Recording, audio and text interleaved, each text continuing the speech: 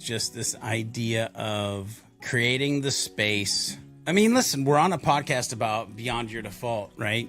If I don't have space to rest, if I've put my body in a place where I can't even breathe, if I am living a life with excruciating pain, whether it be emotional, physical, spiritual, it's going to be impossible to climb that mountain or reach that destination. And so for me, it's like, how do I re-envision this where I'm changing the tires, checking the oil, and making sure that there's enough coolant before we blow up the engine? Welcome back to Beyond Your Default. I'm your host, Liz Moorhead, and as always, I'm joined by the one, the only, George B. Thomas. Good to have you back, bud. Hey, it's good to be back. I'm happy to be hitting the record button this morning for sure. Oh my gosh. You know what? We're going to get into why we're so excited about that in just a minute. Although I'm very curious to see what your answer is to this question, because we always start with, what were your highlights and your lowlights from the weekend? So... Do you want to go first or should I? Go ahead and go first. Highlight from this past weekend was on Saturday. For the first time in I can't remember how long, I did not have somewhere to be. No move or house sitting that I needed to coordinate. There were no boxes to unpack. I didn't have to be anywhere. And so I spent part of Saturday at a bookstore local here in Annapolis called Old Fox Books. And they have these big, cushy leather chairs scattered throughout the store. And it has creaky old wood flooring and everything's perfectly displayed. New books, old books. And it was fantastic. But would you like to know what my low light was? Uh-oh. On Saturday, I had nothing to do for the first time in months. And I went to a bookstore and I sat down and I read for a few hours. And while it was simultaneously my highlight, it was also my low light because, George, I have never felt so much anxiety in my life. Yeah. I'm sure that is a hyperbolic statement, but I've never felt so anxious in such a long time. And it made me reflect on the fact that if I'm feeling anxious when I have just a few hours of rest to myself, that means I'm not resting, which makes me wonder, how close am I to burnout? What are my boundaries doing? Where are they? Do they even exist? And it was just this whole feeling of, it's a low light that illuminated something for me that I needed to know. But oh my gosh, I felt guilty. Then I started panicking. Oh my God, did I forget something? What if George texts me and I've forgotten something? And just all of a sudden I had this freeze moment where I had to meditate my way out of it. By the way, I wasn't going to text you anything. No, I know that. That's just what panicking Liz thinks on. I know that. You are not the guy who ever does those texts. You know what I mean? Yeah. So it was just one of those moments there where I'm like, who am I letting down? What am I letting down? There's no possible way I have time to rest. And I just thought that was something I needed to observe. And it's something I am still unpacking. It also made me think, oh, we should do an episode about rest. But, That'd probably be a good episode. It would be 3 minutes long. Please help us. We don't know how to do it. Yeah, we're going to do an episode on rest. So for the next 45 minutes, we're going to take a nap. Yep. So just listen to this calming music. So, George, highlight and low light from the weekend. Talk to me. I mean, listen, I had an extended weekend, I guess you could call it, because all of last week, and this will be my low light, all of last week I was basically, Monday through Thursday, I was in the hospital. So that kind of threw me for a loop for a couple different reasons. I think there's some psychological things that were going on, emotional things for sure going on. And then, you're a business owner. You've got all these meetings. You've got this, massive training that you're in the middle of doing with folks. And you've got a team that's got to send out a bunch of emails and cancel things. And you've got leads in the pipeline that now, you're going to have meetings with and maybe close some deals. And those all have to get pushed off. So again, just emotional, psychological, and then you're in the hospital because of physical stuff that's going on that you have zero control over, which we could probably do an episode on lack of control or thinking we're in control, by the way, in the future. As if we're not talking about that today. Nice try. Yeah, that would be the low light. Although out of that, I forced myself to try to chill out a little bit over the weekend, to give my body time to rest. I did do, a couple HubSpot certifications. One might not call that rest, but I enjoy watching the videos. And so I did a couple certifications. But you saw my comment to you, day 2 out of the hospital, you're getting a certification. Please never change. I did see that. But I will say the highlight was actually sitting in the recliner, eating very mild foods, and binge watching Reacher, because that is just such a good show. I love that show. And so I started over and I watched season 1 and season 2 over the weekend and just kind of let my body chill, relax, and get ready for this week to be able to just kind of get back to normal, put the hammer down and go for it. You know what? I got to say this. One of the things I love about our show is that you and I would consider us progressive folks, and we try to keep things inclusive and not give into stereotypes. Yeah. But my favorite part is you were binging Reacher this weekend, and I was binging Bridgerton, and I am fine with us leading into gendered stereotype norms for this My daughters episode. are watching that right now. They're like, you'll like it. And I'm like, no, you won't. You will not like that. George, you will want to leave the room. You will ask for an adult. You do not want to watch the show. Episode. Good. You made it through one episode, which is usually where nothing happens. So, leave it. Watch more Reacher. Yeah. They need to release some more. I'd be happy with that. So, this week, we're going to be doing something a little bit different in light of the fact that last week you were doing something a little bit different.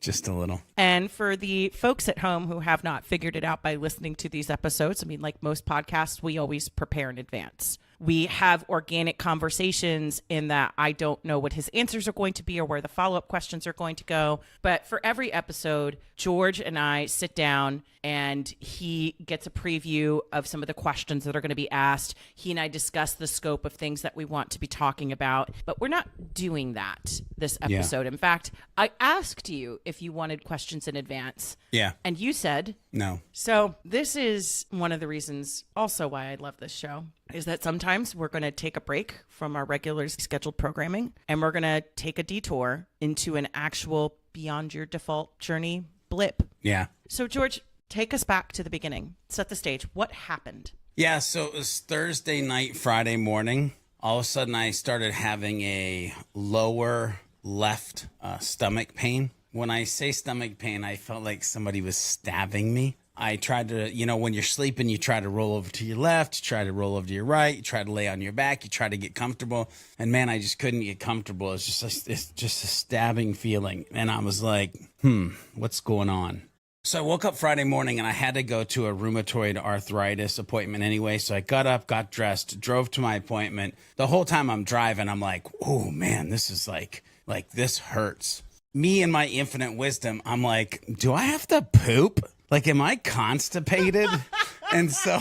If only it were poop. I'm just telling you. And so I stopped by the drugstore on the way back from my appointment, and I got some of that, liquid stuff you can drink. I got a couple bottles of that. I said, hey, let's try that. And so I took a bottle of that, and I worked through about half of the day Friday. Got to about 2 o'clock, finished a meeting, canceled the rest of my meetings, looked at my wife, which, by the way, I never do this. I canceled half of my day's meetings, looked at my wife, and I said, I'm going to bed. Okay, actually, let's be realistic here. One of those meetings you canceled was another podcast recording, but I'm going to call you out here and say, I was like, how are you doing? I feel like crap, and I had to cancel. We do not need to record. And it was those words that I actually canceled the rest of my day. Good. I went and laid down. So got to Friday night, Saturday morning, and all of a sudden I had this massive pain in my chest. I would try to take a deep breath. I really couldn't take a deep breath. It would just be excruciating pain. So now I have the abdominal pain, which at this point, I'm on bottle number 2 of do I need to poop? I'm on bottle number 2 of that. I've got this chest pain going on, and I'm like, boy, what's going on? And so I'm taking these short breaths just so I can get enough kind of air going on. And I lay in bed the entire day. And my wife is like, are you okay? And my daughters are like, do we need to take you to the hospital? I'm like, no, let me rub some dirt on it and walk it off. It'll be okay. Just give me a second. So then we get to the next day and it's Mother's Day. I'm not going to ruin Mother's Day. So I hop up, I act like I'm fine. Everybody's like, are you good? I'm like, oh, I'm feeling better. I'm doing good. And we take Kelly out for Mother's Day and do Top Golf and all sorts of fun stuff. And man, I'm feeling like crap. You tried to Top Golf your way through this? I didn't try anything. I did it. I went and I did Top Golf, but I was feeling like crap. And so as soon as we got home from Top Golf, which was, in the evening, back upstairs, went to bed. I was like, boy, I don't know how much more of this I can take. So I wake up Monday morning and I'm like, okay, it's new week. Let's give this a try. I drive to Smoothie King to get a smoothie, and I realize with getting ready for the morning, getting dressed, and driving to Smoothie King, I'm exhausted. I'm literally spent, and my chest still hurts. My stomach is feeling a little bit better, but still pretty painful. And so I'm literally like waiting for a smoothie, and I text my wife, "Are you awake yet?" And the text comes, I love these texts. "I am now." And I said, "Great, I'm getting a smoothie. When I get home, I want you to take me to the hospital." So I get home. We actually call my primary care physician first. They can't get me until 11:45. My wife looks at me and she can tell I'm just like, I'm in pain. And she goes, "Do you want to wait for your appointment?" I go, "Not really." And so we go to the hospital and the journey begins. So I want to start off this conversation by asking you a question that you ask me all the time, usually about marketing topics, usually about safe things. Yeah. So you finally get in your hospital bed. You're laying there. All the text messages have gone out. Jorge and I have been activated. We're dropping everything. We're making sure all the clients are taken care of. You're at the beginning of your care cycle where you've had to relinquish control of everything. You're looking at the ceiling. You're thinking, where does your brain go? I think there's a lesson before that, actually. So hold on to that question. Because when we got to the hospital, they took my blood pressure. I have high blood pressure. I take high blood pressure medicine. They took my blood pressure and it was 100/61. In other words, way low blood pressure. I'm like, this is not normal, ladies and gentlemen. So all of a sudden there's like we have cardiac blah, blah, blah in blah, blah, blah 1. So like people are coming and they're hooking me up to these things and pulling me in the back and they're checking me out. And the lady says, "Well, we're probably going to have to admit you at least overnight." And I'm not an overly emotional guy, but I kind of got teary-eyed and I got emotional. And I looked at my wife and I said, "I guess I should have came on Saturday." And I realized that there was this part of me that had done the man up, throw some dirt on it, work through it. You probably just have to poop. And I felt just so stupid for not just making the immediate decision for my self-care through healthcare and to just go get checked out. And every time that I told my wife and my daughters that I was fine and I just needed a minute, like came flooding back to me emotionally of like, dude, why were you being an idiot? Okay, I want to interject here because I think, first of all, I love how you bury parts of your story. Because the other thing I will say, ladies and gentlemen, I'm hearing this story for the first time. I've known tangentially about what happened from updates from your beautiful and wonderful wife, Kelly. Yeah. You gave me a little bit of flavor of what actually happened when you came back. But this is something where there is a both and. And you know me, I'm a both and kind of girly. Like I criminally will always both and every situation. Yeah. I agree that I think historically you have had challenges, as many overachievers do, maybe going and getting the help when you should be getting it, right? Yeah. Or maybe, just maybe, if you've listened to previous episodes, you've heard the story about George talking to his wife while going to an ambulance. "So I need to get on that meeting. How are we going to make that happen?" So there's that piece of it, and I can understand that. But I also think we have this tendency to Monday morning quarterback ourselves when we have complete information at a time where, quite frankly, I mean, I didn't think this was going to be a pro poop episode, but let's be frank here. We've all had those days where it's like the call is coming from inside the house in a very specific part of the house. And this is big bad. I want to remove the bottom half of my body, because at that time, there's no way you could have known what was to come. And the point is that eventually you did listen to your body and you said, "When I get back, we're going to the hospital." Yeah. But still, like, even because you kind of told that story, like, I think the reason I got so emotional is, to me, it was almost like, did I not learn my lesson from last time? Did I not learn my lesson from last time? Why did I just not say, hey, let's go get checked out to make sure, versus struggling through the pain and agony for, 2, almost 3 days before even being able to get started on getting the help that I needed? All right, then let's play devil's advocate here. George, why didn't you learn that lesson? I don't know, because I'm hard-headed. It's funny because and I know how much of a issue I had with our self-care episode. To the point where you did not even want to do it? Yes. Yeah. I remember. And listen, don't get me wrong. Like, I love myself. I like myself. But I've just been historically bad at taking care of myself. And I think that this is maybe all part of the journey of understanding that, like, look, you have to take care of yourself. And especially the older I get, like, I'm sitting here at 52 and I'm on the first few steps of what is going to be a dramatic life change to the way that I act, eat, think, because of the 4 days in the hospital over the past week, and having time to research and think and pray and just understand. Because we'll get to this. We'll get to what it actually was that was doing this and connect some dots. But I have to take care of myself. Self-care, especially self-care through healthcare, has to be a thing that I pay attention to moving forward. You and I were talking right before we hit record today, and I was telling you about a personal story about a friend of mine who just had a great impact on a lot of people. And I used your quote, and I said, you always talk about you want to be able to see the ripples and the impact of your life. There's a very fine line you have to walk with that, George. At some point, are you just a ripple factory? Are you just an achievement machine? Or do you actually consider yourself, it's the other side of being a whole ass human. Do you acknowledge your humanity? Yeah. So let's go back to my question then. You've gotten in, you've gotten admitted. You've already started answering, actually, where does your brain go? In a little zippy twist of fate, you started telling me exactly where your brain went, to regret, to remorse, to I wish I had done something different.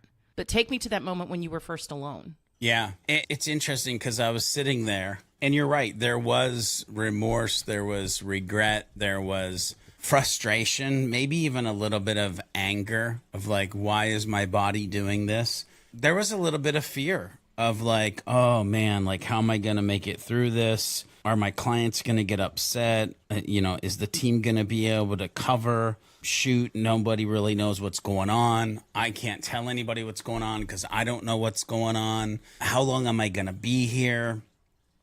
This is an inconvenience.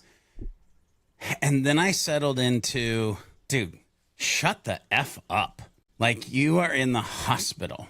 Your body needs help. People are trying to figure out what's going on. How about you just silence all the noise and sit here and take it for what it is and get it figured out and then make the decisions that you're going to have to make. And so then, Liz, what's really interesting is once I flipped the switch of knowing that I was no longer in control, and flip the switch of knowing that I was in a place where if anything was going to happen, there were people that could take care of me. Flip the switch of like, nothing else right now really matters. It actually got really peaceful and it got really calm. And I was able to just kind of sit there and go through the process and try to figure out what was happening with my body. And so it was actually ended up being something that was highly stressful at the beginning, but actually really relaxing towards the middle to end of my hospital stay. And that sounds weird, to be relaxed and at peace in the hospital.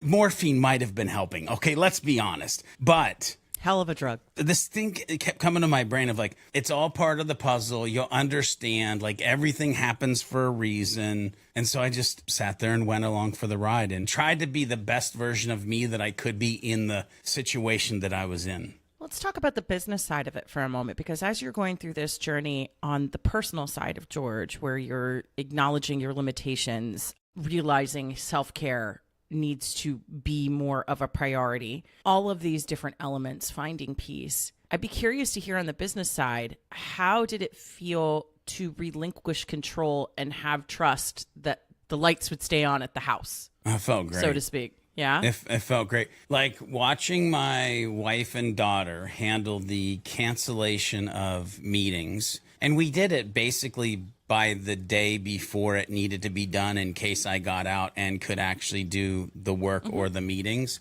And so watching them handle that was, I was like, okay, man, people got my back. It was almost like I would correlate it to a sense of love.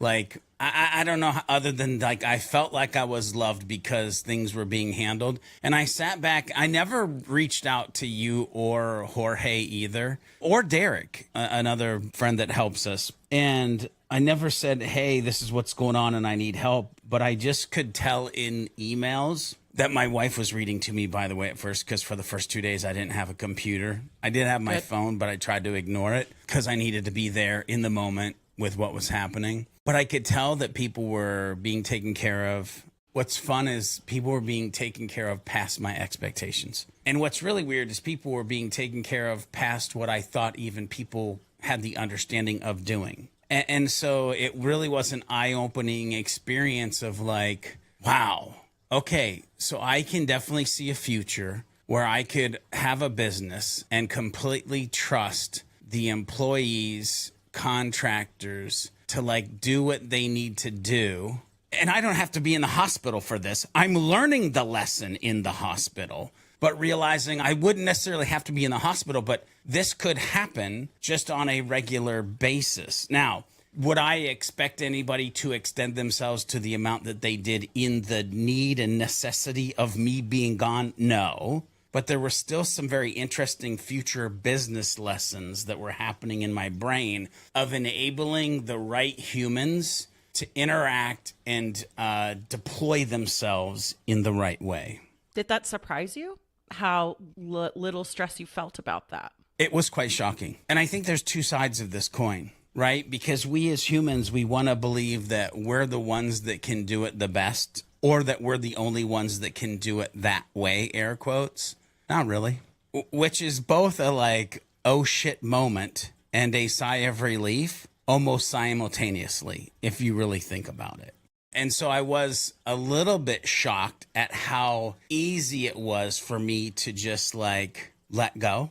And what's funny, because a lot of times in my life, I'll be like, let go and let God. But this was more of a, sure, from the healthcare part of it, let go, let God. But from the owning a business side, it was like, let go, let humans. Just let humans do what humans are going to do, and let the humans try to do and be the best they can be. And at the end of the day, when you get out of here, you'll sort it out, figure out, and go from there. And that didn't suck. That just didn't suck to be able to be in that mental space. On the other side of it, it felt good, I think, for both Jorge and I to know that, George trusts us. We've got this. We can do this. And I remember when I hopped on with one of our clients at the very beginning of the week, I'm like, guess what, guys? You're with me all week. We're going to cram as many interviews into this week as humanly possible. Yeah, it is going to be a big old content party. And everybody had a good time. You know, so it was, the circumstances clearly were less than ideal. Would have preferred the opposite for obvious reasons. But it felt good because I know you pretty well. If you're not trusting a situation, you're finding a way to text people. Yeah. And by around like Wednesday morning, I remember Jorge and I were talking, and I just remember feeling like, man, George can actually be away. Yeah, I didn't Slack. I didn't text. Like, I was probably the most silent I have been for years. And what's real interesting, too, here's another thing that happened, Liz, that I was like, because you realize people are thinking in ways that they need to think. My one daughter, well, both of my daughters came to visit me. My wife came to visit me, too. But I'm just saying, my daughters come to visit me. And my one daughter says, hey, by the way, I haven't published anything on social because I thought it would be weird to just continue like normal considering you're sitting in the hospital. Yes. And I thought, that's some smart shit right there. I said, yes, absolutely. Great job. Thank you. That totally makes sense. the reason that to me that was important is because part of this journey has been creating the theme, the family team. Part of this journey has been trying to grow them into who they can be and how they can think and the way that business works. And to realize that her thinking, without me interjecting anything, texting, slacking, mentioning, her thinking went in a direction that was a true human-centric way to use or not use social media in the moment of a life change. To me was like a magical, proud papa moment, but it was like a proud boss moment too. Yeah, because she and I didn't coordinate on that. I only published one thing last week under my name because I had the same feeling of whether you know you're in the hospital or not, you know. And I think this is something that I want our audience to think about, right? Whether you're a team leader or a company leader, when you need to be absent, what kind of culture and structure have you set in place where people understand this is how you need to act? Because what's fascinating about it is that you actually don't have an explicit set of rules for when George goes in the hospital. No. But Maddie, Jorge, and I, all at different points this past week, were challenged to think, well, our tagline is, it's all about the humans. So what's the most human thing we can do right now? Absolutely. So let's step away from the business for a moment. Talk to me about when you found out what actually happened. Yeah. Again, once I got past the, well, dude, you didn't have to poop, so that was stupid. When I got past that and they started telling me what was going on, I actually kind of giggled a little bit and then realized that I had been given back some control. A little bit of control. So here's the deal. Here's what was going on. I'll give you a little backstory. For the last 4 or 5, maybe almost 6 years, but probably 5 years. 5 years ago, I was diagnosed with rheumatoid arthritis. Affects your joints, you know, it's painful. I'm on Humira for it. And it has everything to do with inflammation. That's what happens is your body's kind of attacking itself and you get inflamed and it's painful. So come to find out, what had happened is that there's these flaps in your colon and they had inflammation. They were inflamed. And so that's what was causing the pain, was they were just not feeling well. Literally what happens in my joints was happening in my colon. And the chest pain of me not being able to take deep breaths is that there's this sac of fluid around your heart and lungs. I'm not a doctor. I don't play one on TV. I'm just telling you what they told me. There's this sac of fluid, and it was filled with inflammation. And so it was hard for me to breathe because of this inflammation. So the thing that has been attacking my joints and my body for 5 years decided to just head in different areas.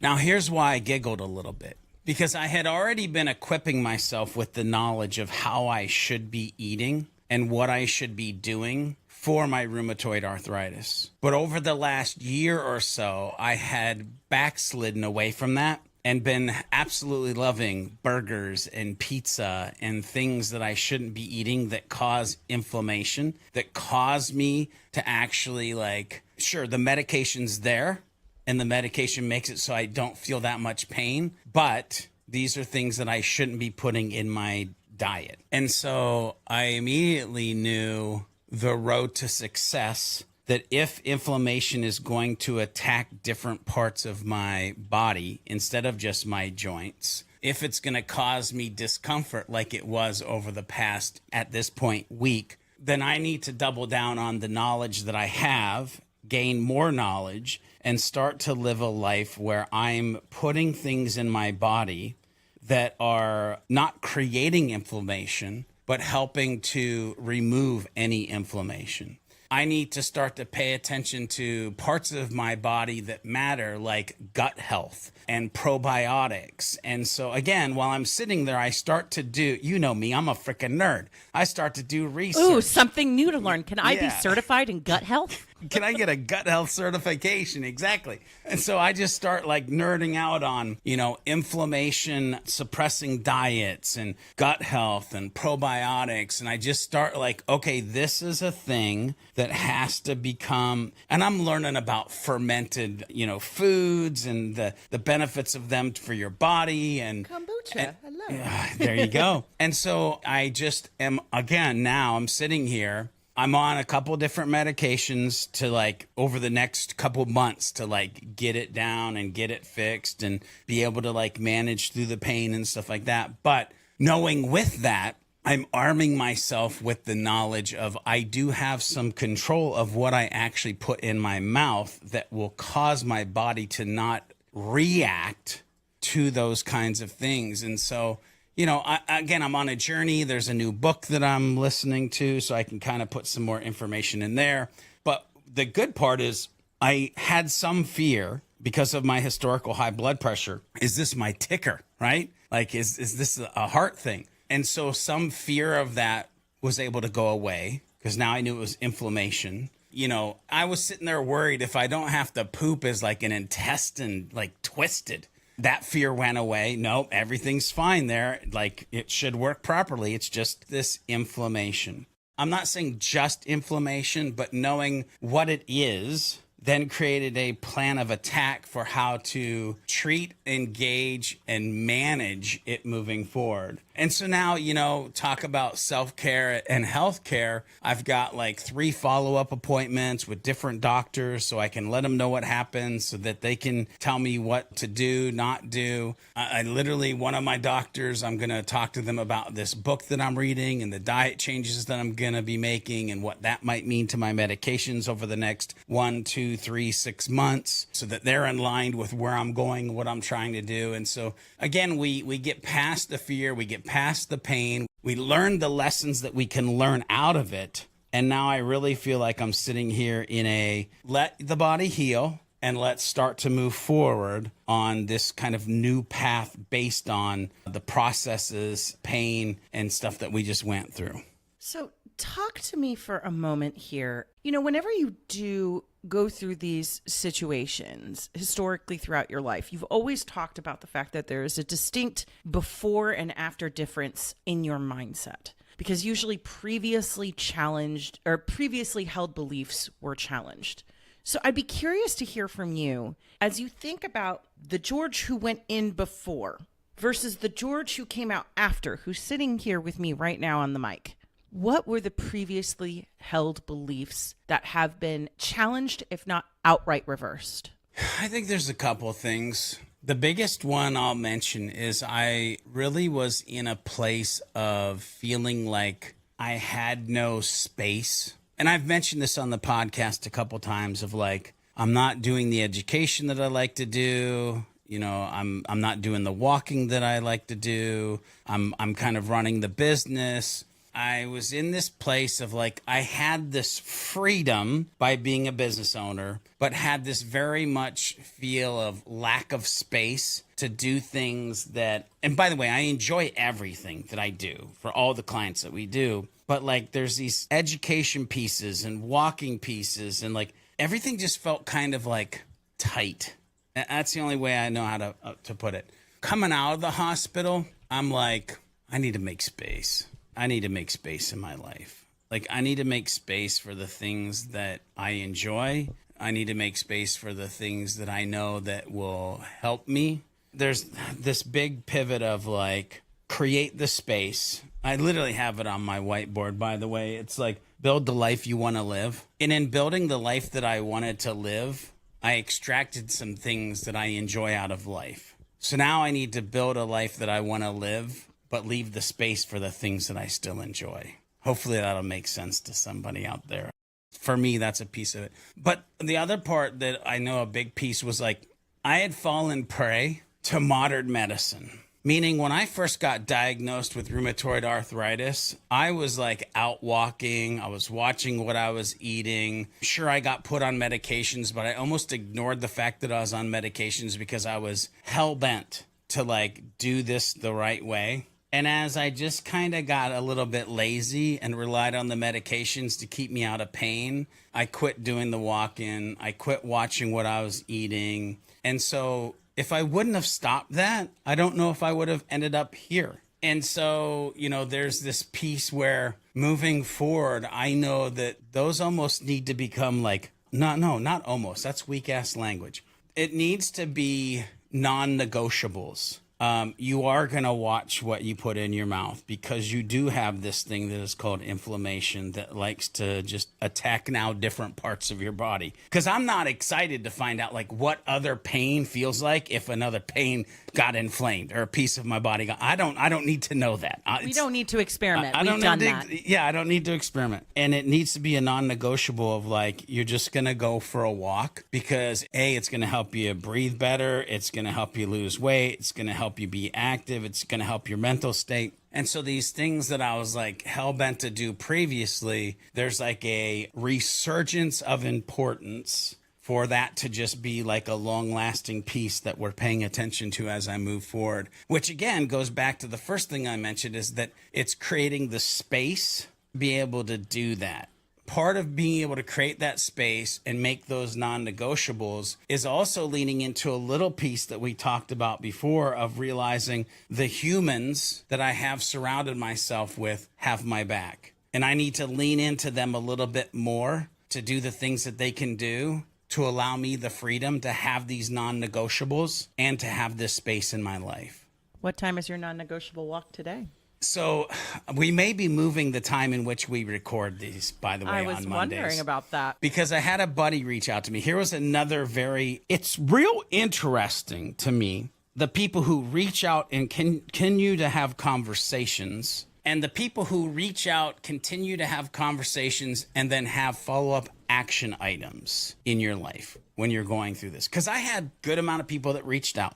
I had a fair amount of people who reached out and then also carried on the conversation while I was in the hospital. How you doing, bro? How you doing? Like every day. Still people are reaching out. Hey, how you feeling today? But I've got a buddy who was like, how you doing? Checking in on me. And he goes, hey, by the way, I get back Tuesday morning. Let's start walking every morning. And I was like, yes, let's do that. Accountability. And so it'll probably end up being like a 7 a.m. in the morning or 7:30 a.m. in the morning walk.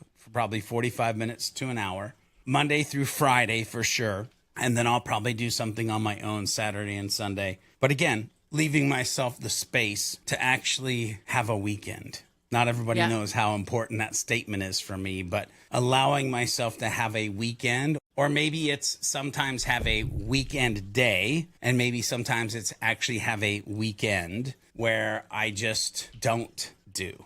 Yeah, because I was thinking about this as I was reflecting on my low light this past weekend. Yeah. I was suddenly thinking about like, wow, George and I really enable each other, because how many weekends in a row since March have you and I said, oh, and I'll be around this weekend if you need anything. Oh, I'll be up. I'll be back. I'll be this. We have somehow transformed into people who are working at least in some part 7 days a week. Yeah. And there's goods to that, but there's bads to that. Yeah. And again, it gets real funny when you know how much you love what you do, but still there's this layer of, and I think I learned this for 4 days. There's this layer of, it's interesting. I really didn't think about this before.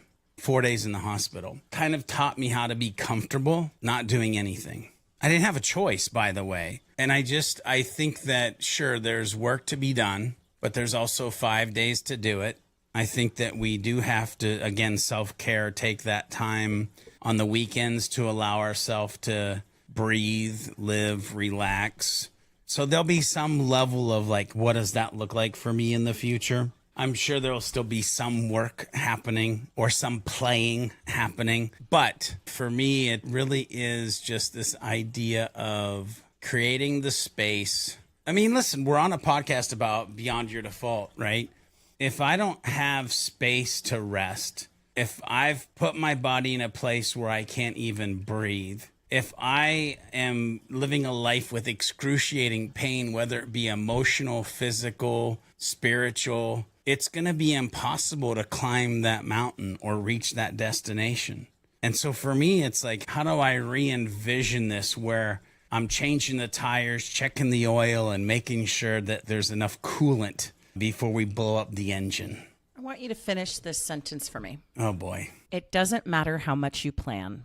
Oh, that's interesting. It's funny. There's a couple things that immediately come to my brain, and I don't know why. And maybe it's because of my previous car analogy, but like I would say it doesn't matter how much you plan if you're broke down on the side of the road, because like you're done. You got a flat tire, you blew your transmission, your engine, whatever. Like you could have planned to have the greatest of journeys, the greatest of days, but if you're broke down on the road, ain't nothing happening. You ain't heading in no direction. Second thing that came to my mind when you said that is, and I think it's a Mike Tyson quote, maybe like everybody has a plan until they get punched in the face. I've never heard that. And so for me, like Monday morning was that punch in the face. Because I had a whole week planned out, by the way. I had meetings and no kidding, had 2 different sales calls for, potential new clients. And my whole week was planned out. Like, hey, okay, let's rock and roll. Poof, punched in the face, broke down on the side of the road, whatever analogy you want to use. None of that shit mattered. Immediately, none of it mattered.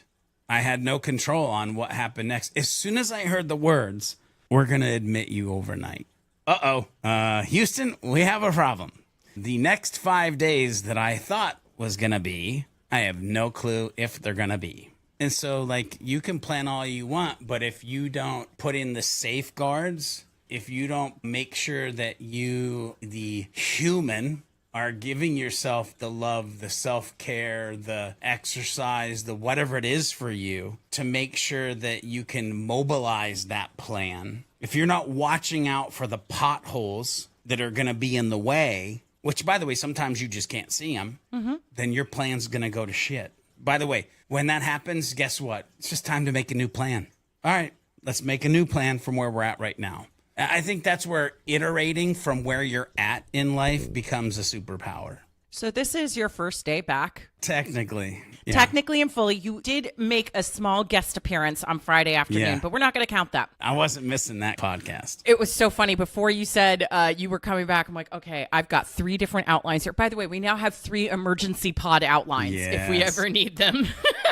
Let's count today. It's your first full day back. Yeah. It's the beginning of a fresh week. Yep. What mindset are you going in with today? Because, and the reason I ask this question is this, with a little context. Last year, what was it, over the summer? It was a different health scare, but I collapsed over the summer. I had to take time off. And I remember that first Monday I came back, I'll be honest, I didn't handle it well. I was stressed out of my mind. I had missed an entire week. I mean, if you've been listening to this podcast for any length of time, we know this year Liz is a bit different from last year Liz. But when I think about the way you might be mentally coming back, you are sitting here reevaluating your relationship with self-care. You are sitting here thinking about, we talked about boundaries in our most recent work in progress check-in. Like you're reevaluating your boundaries.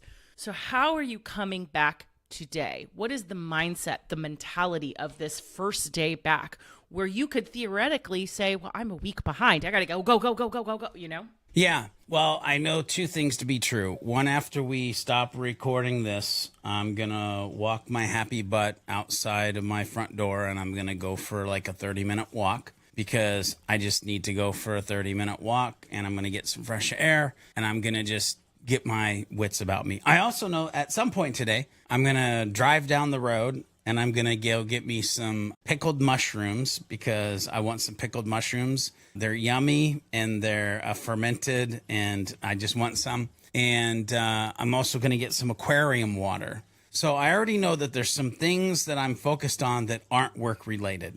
Now, with that said, I know that I have a little bit of catch up to do. But I'm going at this catch up in a mindset of I can only get done what I can get done. And so I'm going to try to just chop off as much as I can in the time that I have allotted. And I'm going to do it with some nice music playing. I'm going to do it at what I would call a decent pace. Like, I don't want to get in the, okay, let's get it done. Like, nope. I already know that I can get a lot of things that I get done quicker than most mere mortal humans.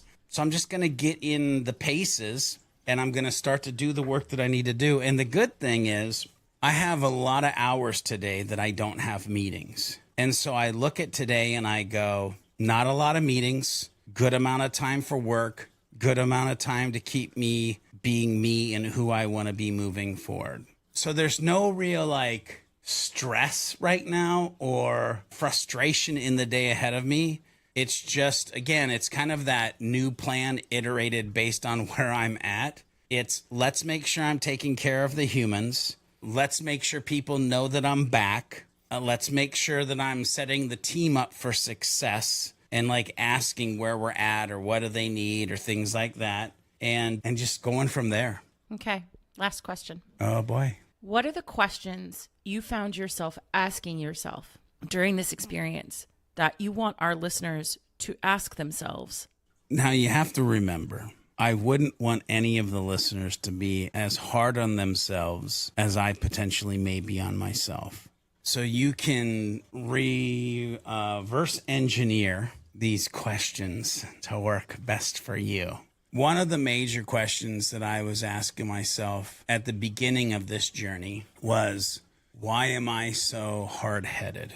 Why am I so stubborn? Part of also what was in my brain, and I guess this is less a question, more of a statement, is I kept telling myself, you're smarter than this. You're smarter than this. And so if I go into why was I telling myself that, it's like I would ask myself, and I would want the listeners to ask themselves, why do you continually ignore what is right in front of your face? Why do you expect it to just be okay when you're not actively doing something to make it better? If you have the knowledge, why don't you have a plan? And if you have a plan, why aren't you executing it? You know what I mean by that? Because, by the way, I have the knowledge. This isn't my first rodeo with inflammation. Heck, I had a plan and I was executing it, but I still have the plan, but I wasn't executing it. You have to like start to dive in to ask, like, why is it not important enough? And how can you actually juke your brain to make it important enough before it does end up in the hospital? Which, by the way, we're talking about hospital. This for you could be drinking and a DUI.